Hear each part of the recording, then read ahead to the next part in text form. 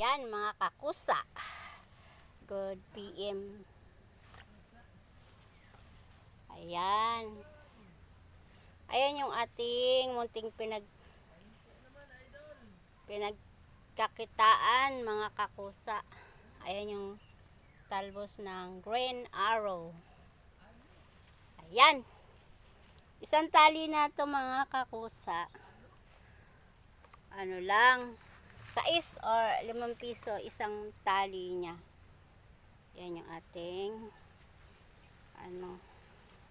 talbos ng green arrow. Ito na naman yung ating lemongrass. Ayan.